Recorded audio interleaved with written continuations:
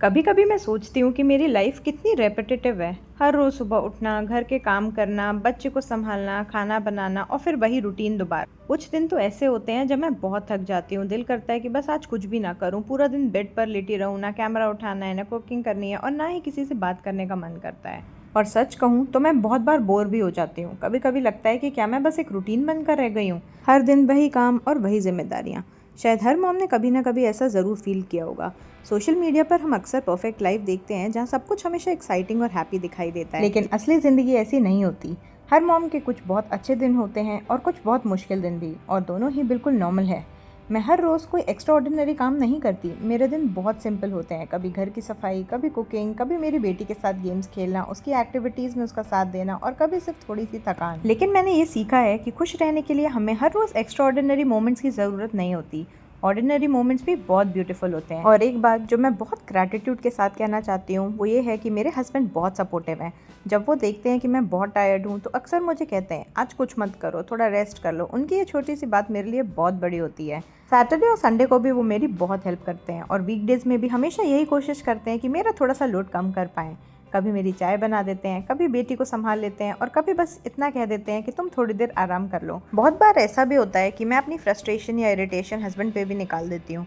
कभी घर के काम, कभी रिस्पॉन्सिबिलिटीज़ और कभी बिना किसी वजह के मूड ऑफ हो जाता है।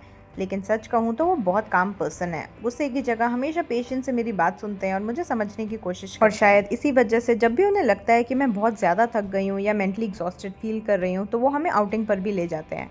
हर 2-3 महीने में एक छोटी सी स्टेकेशन भी प्लान कर लेते हैं ताकि रूटीन से थोड़ा ब्रेक मिल जाए और मूड फ्रेश हो जाए। घर के काम और डेली रूटीन से थोड़ा सा ब्रेक भी मिल जाता है और फैमिली के साथ टाइम स्पेंड करने का मौका भी।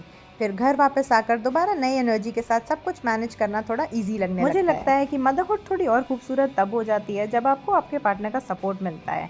और फिर मेरी बेटी, उसकी एक प्यारी सी स्माइल, उसकी छोटी छोटी बातें और उसका मम्मा मेरे साथ खेलो ना पूरे दिन की थकान को हल्का सा कम कर देता है। घर शायद हर रोज़ वही होता है लेकिन हर दिन की कहानी थोड़ी अलग होती है।